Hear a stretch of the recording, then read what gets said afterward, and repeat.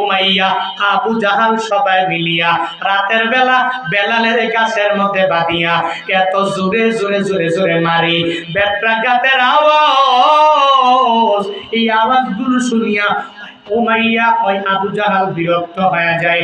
রাতের বেলা মারিয়া এবার যখন দিনের বেলা চলে আসলো, বলে আর তাকে মারতে পারবো না, বেত্রাঘাত করতে পারবো না।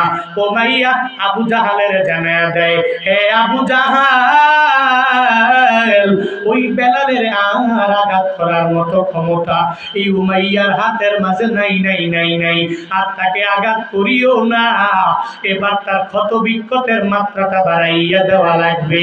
এই বালুকাময় জমিনের বালুগুলো কি পরিমাণ গরম, এই গরম জায়গার মধ্যে তারে চিৎ করে শুয়াইয়া দাও। আর ওই বেলাল চেষ্টা করবে এই বালুকাময় জমিনের থেকে উঠার জন্য। কত বিক্ষতের মাত্রা যখন বাড়িয়া যাবে, ওই বেলাল তো তখনই চিন্তা ভাবনা করবে, আমি আর শুইয়া থাকবো না, আমার দাঁড়াইয়া যায় একটু নিজের স্বাস্থ্যটাকে ঠিক করা লাগবে। যতই চেষ্টা করবে হে আবু জাহাল বেলাল যাতে উঠতে না পারে, ওই বেলালের উপরে পাথর চাপা দিয়া দাও, ওই বেলালের বালুকাময় জমিনের মধ্যে শুয়াইয়া দাও। রাতের বেলা আবার ওই জায়গা থেকে উঠাইয়া ওই বেলালের গাছের মধ্যে বাঁধিয়া আবার আমরা বেত্রাঘাত করব।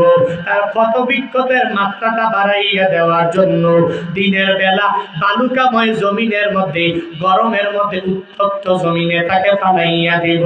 ওই বেলালের ওই বালুকাময় জমিনের মধ্যে ঠিক করে শুয়াইয়া এত কষ্টের মাঝে বেলালের এবার উমাইয়া জানায়া দেয়, এ বেলাল, এক আল্লাহর প্রেম অন্তরে ঢুকাইলা, ওই প্রেমটা দূরে সরায়া দাও।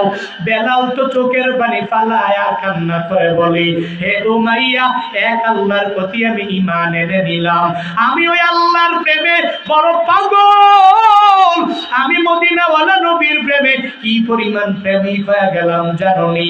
যতই মারো, যতই তোমরা আঘাত করার চেষ্টা করো, শুনে নাও শুনে নাও, আমি বেলাল দাস হয়ে যেতে পারি, এই জগতে আমার কেউ নাই, আমার আল্লাহ ছাড়া আপন আমার কেউ নাই। তোমরা যতই মারো, আমার অন্তর থেকে আহাদ শব্দটাকে দূরীভূত করে অন্য কোনো শব্দ ভেতরে ঢুকাতে পারবা না।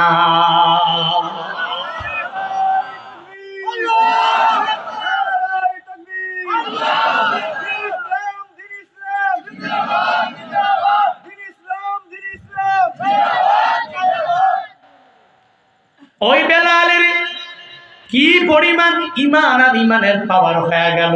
এবার বেলালের উমাইয়া বলে, তুই যদি আহাদ বাক্যটা শব্দটা অন্তর থেকে যদি বের করে না দাও, তাহলে তোর আঘাতের মাত্রা আরো বাড়াইয়া দিব। রাতের বেলা আবার মারবো, দিনের বেলা আবার তোরে বালুকাময় জমিনের মধ্যে চিৎ করাইয়া শোয়াইয়া দিব, আর তোর উপরে আবার পাথর দিয়া চাপা দিয়া রাখবো। এ বেলাল, উঠতে পারবি না পারবি না পারবি না। আবু বকর মদিনাওয়ালা নবীর হাতে গড়া সাহাবী, জান্নাতের সার্টিফিকেট দুনিয়াতে পাওয়া গেলেন। একদিন বেলালের পাশে দিয়া যায়, আর তাকায়া দেখে ওই বেলালের উমাইয়া আবু জাহাল সবাই মিলিয়া মিলিয়া এত কালো বেলাল, ওই বেলালের মারিয়া মারিয়া পুরো বডিটাতেই রক্তাক্ত করে ফেললো। আবু বকর বেলালের জন্য মায়া লেগে গেল। এবার আবু বকর বলে, হে আবু জাহাল উমাইয়া, তোমাদের যা লাগবে তার বিনিময়ে বেলালের দিয়া দাও। আবু বকর তার সম্পদ দিয়া বেলালের কিনে নিয়ে গেলেন। ওই বেলাল মদিনাওয়ালা নবীর দরবারে চলে গেলেন। মদিনাওয়ালা নবীর কাছে যাইয়া বেলাল চোখের পানি ফালায়া ফালায়া নবীরে ডাক দেয়, ও নবী আমার, আপনার নাম শুনেছি, জীবনে দেখতে পারি নাই। ও নবী গো, আপনার প্রেমের সাগরের মধ্যে ডুব দিয়া আপনি যে আল্লাহর কথা বলেন, এক আল্লাহর স্লোগান সব জায়গায় দিয়া দেন, ওই আল্লাহর প্রেম অন্তরে নিয়া আমার এত কষ্ট পোহাতে হলো লগো নবী। ওই নবী বেলালের কথা শুনিয়া কালো বেলালের নবী মুয়াজ্জিনের দায়িত্ব দিয়া দিলেন। ওই বেলাল আযান না দিলে ফজর হয় না। এত দামি হয়ে গেল বেলাল। নবীর জন্য বেলাল বড় পাগল। আমার নবীর অনেক বড় সফরে নবী বেলালের সফর সঙ্গী করিয়া লইয়া যাইতেন। ওই বেলালের নবী এই পরিমাণ ভালোবাসলেন কেন বান্দা জানোনি?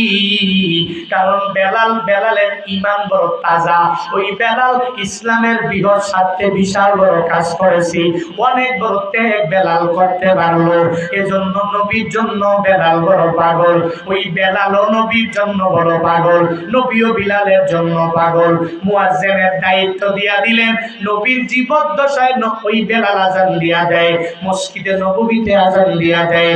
মদিনাওয়ালা নবীর ইন্তেকালের পরে এবার বেলাল বলে, যেই এলাকার মধ্যে আমার নবীর প্রেম নিয়ে আমি চলে আসলাম, যেই নবীর প্রেমের সাগরের মধ্যে ডুব দিয়া আমার পুরো বডিটা কত বিক্ষত করে ফেললাম, এত কষ্ট পোহালাম, ওই নবী নাই, তাহলে মদিনায় আর থাকা যাবে না। ওই বেলাল মদিনা থেকে সব কিছু নিয়ে বের হয়ে গেলেন। একদিন স্বপ্ন যুগে ওই বেলালের মদিনাওয়ালা নবী ডাক দেয়, এরে বেলাল, আমি নবীর জন্য কি তোর একটু মায়া হয় না? এ বেলাল, আমি নবী নাই মদিনায়, আমি নবীর রওজার পাশে কি তোর আসতে মন চায় না? হযরতে বেলালের রাতের মধ্যে মদিনাওয়ালা নবী স্বপ্নে যুগে দেখালেন। হযরতে বেলাল দিনের বেলা বা দৌড়ে আসে, মসজিদে নববীর পাশে এসে চোখের পানি ফালায়া কান্না করে। আবু বকর ওমর জিগায়, হে বেলাল, তুমি এত কান্না করো কেন? বলে, তোমরা জানো না আমি নবীর চেহারা মুবারক দেখিয়া এত প্রেম আমার অন্তরের মধ্যে ঢুকাইলাম। বলে, আমাদের ভিতরে কি ওই নবীর জন্য কি মায়া নাই, প্রেম নাই? তুমি কি মনে করো? বলে, আছে রে আছে। তবে হে আবু বকর, হে উমর, তোমার অন্তরে আর আমার অন্তরের মাঝে ভালোবাসার মাত্রাটা সমান না। তোমরা নবীর রওজা মুবারক দেখলে সহ্য করতে পারো, আমি বেলাল নবীর রওজা শরীফের দিকে যখন তাকাইয়া যাই আমার চোখের পানি আমি ধরে রাখতে পারি না। ওই নবীর রওজা শরীফের দিকে তাকাইলে আমার নবীর কথা মনে পড়ে যায়। ওই নবীর রওজা শরীফের দিকে তাকাইলে আমার নবীর চেহারা মুবারকের কথা আমার মনের মধ্যে পড়ে যায়। ইমাম হাসান হুসাইন আসলেন, হযরতে বেলালের জানায়া দিলেন, ও বেলাল, একটু আযান দেয়। যেই নানার সময় তুমি মধুর কণ্ঠে আযান দিয়া দিতা, তোমার কণ্ঠে তো আযান শুনি না, আযান দাও। হযরতে বেলাল আযান দিতে গেলেন, আশহাদু আন্না মুহাম্মাদার রাসূলুল্লাহ। ওই সময় নবীর নামটা নিতে দেরি হয়ে গেল, হযরতে বেলাল বেহুশ হয়ে পড়তে জমিনে দেরি না। বেলালের ঈমান আর আমার ঈমান সমান। বেলালের ঈমান তোমার ঈমান সমান না।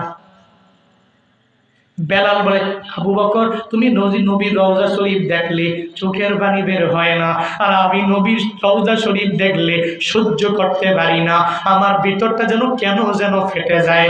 মদিনায় যাবেন, নবীর রওজা শরীফের সামনে যাইয়া কত বান্দা চোখের পানি ফালাইয়া হাউমাউ করে কান্না করে। মদিনা শরীফের বড় বড় মুতওয়ারা দেখবেন কালো লম্বা লোকেরা, এরা ধমকায়, এখানে তুই দাঁড়াইতে পারবি না, যা নবীর রওজা শরীফের সামনে দাঁড়াইয়া থাকতে পারবি না। ওই জায়গায় গেলে দেখবে কিছু মানুষের যতই ধমকাই যতই মারে, এরপরেও নবীর রওজা শরীফের সামনে দাঁড়াইয়া নবীর উপরে দুরূদ পাঠ করে আর চোখের পানি ফালায়, টপ করে বেয়ে পানি পড়ে। এরকম তো কত বান্দারাই ওই রওজা শরীফের সামনে যায়, কারো চোখের জগায় পানি, কারো চোখের জগায় পানি না। বলে, যেই বান্দা নবীর রওজা শরীফের দিকে তাকাইয়া চোখের পানি ধরে রাখতে পারে নাই, আর যেই বান্দার চোখ দিয়া বিলকুল কোনো পানি বের হয় না, দুইজনের ঈমানের মাত্রাটাও সমান না। পুলিশেরা ধমকায়, মতোয়ারা ধমকায়, সব সরাইয়া দাও, এখান থেকে চলে যাও, দাঁড়াইয়া থাকতে পারবা না। এরপরেও মানুষগুলো কি পরিমাণ পাগল, কারণ এই মানুষ নবীর জন্য বড় পাগল হয়ে গেল।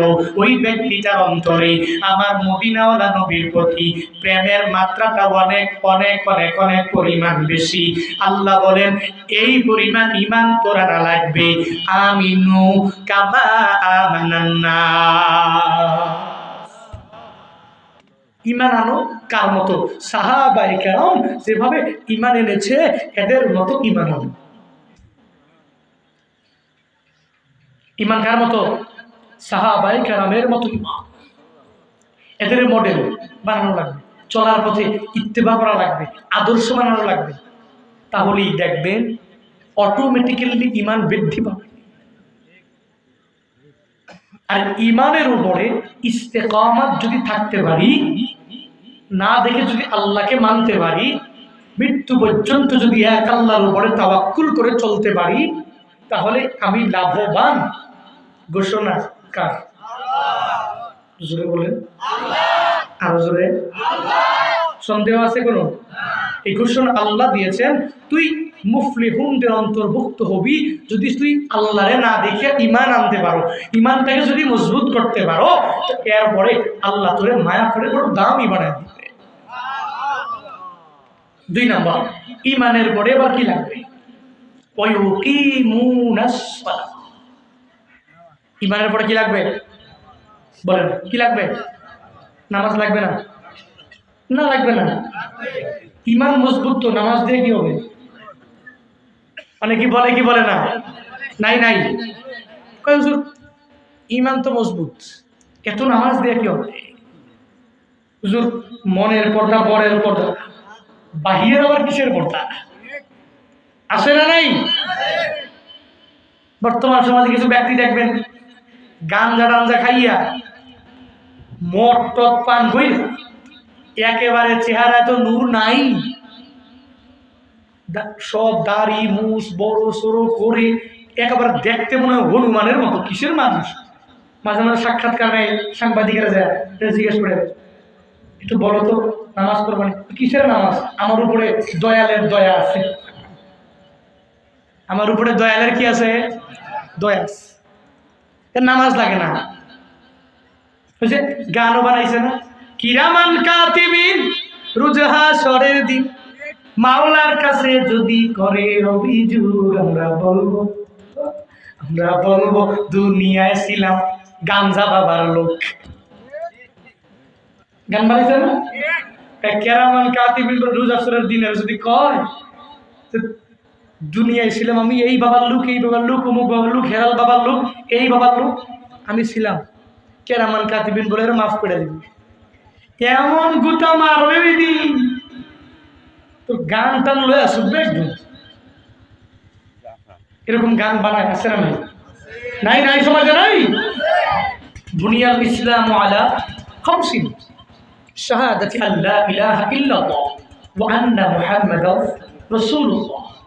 এই হাদিসটা কিন্তু সবাই পড়েন আপনারা, মুক্তবে দেখবেন পড়া।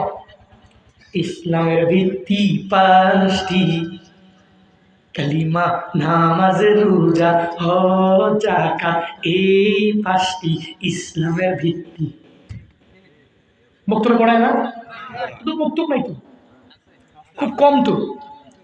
আগে এই যে জিজ্ঞেস করেন, এই যে দাদা আছে আপনারা মুক্তবে গেছেন না? আপনারা এলাকার যে কারি সাপ, মৌলবী সাপ, কোরআন কাছে পড়ছেন না আপনারা ছোটবেলায়? গেছেন তো। এখন তো মনে করে যে মুক্তবের হুজুর পাবে কি? হ্যাঁ বুঝে কি? হ্যাঁ কয়েক উদ্দু পড়ছে। এখন বলি আমি শিক্ষিত, এডুকেশনিস্ট পার্সন, আমার বউ শিক্ষিতা, এর কাছে পড়ে কেজি স্কুলে যাবে, মক্তবে যাবে কেন? কিছু কিছু ব্যক্তি এরকম কথা আছে না?